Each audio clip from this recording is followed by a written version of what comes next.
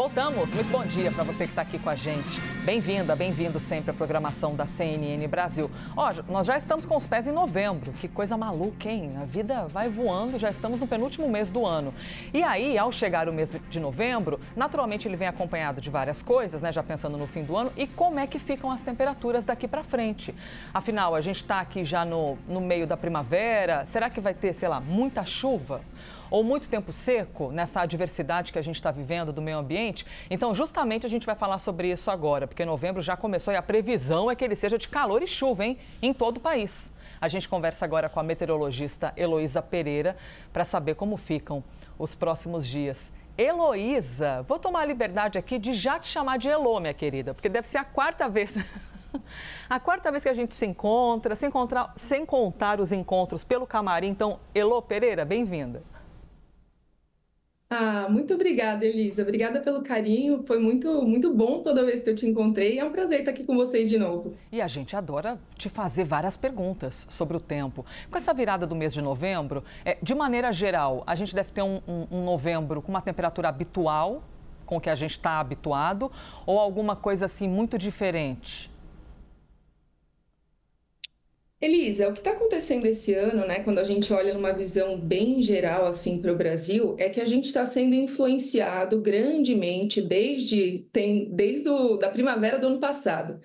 Que os oceanos em volta de nós estão muito quentes e geralmente, né, não é que é o mês todo, inclusive a gente vai falar do centro-sul do país um pouco mais resfriado nessa primeira quinzena do mês de novembro, incluindo São Paulo.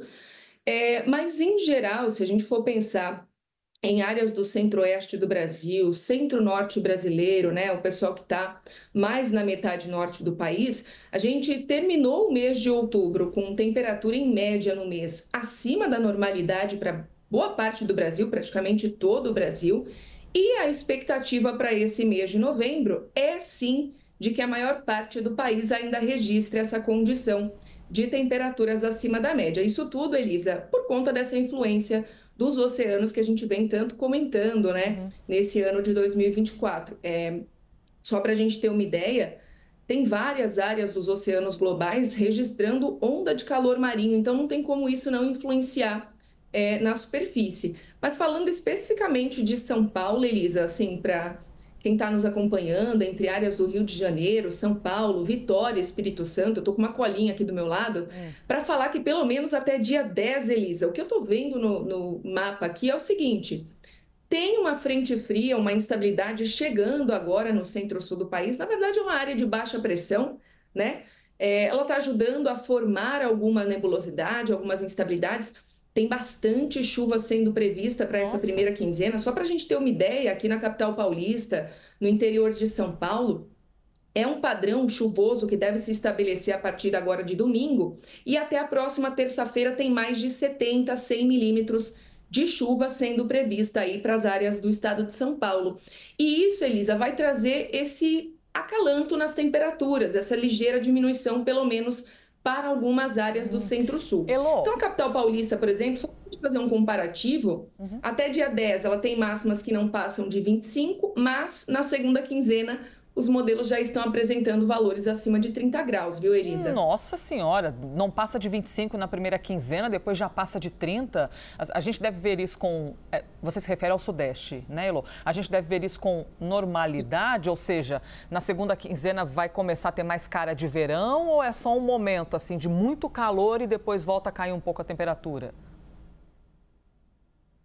Isso, Elisa, a gente pode fazer um paralelo, né, com o que é normal para a época do mês. Toda a faixa leste paulista, nessa época do ano, se a gente for pegar a média lá do pessoal do INMET, do Instituto Nacional de Meteorologia, eles medem uma média de 91 a 2020, a gente tem ali em torno de 27, 28 graus como sendo a média de novembro para praticamente toda a faixa leste de São Paulo. Então, eu estou falando da capital paulista, Grande São Paulo, Baixada Santista, todas essas áreas costumam registrar isso em média de temperatura máxima.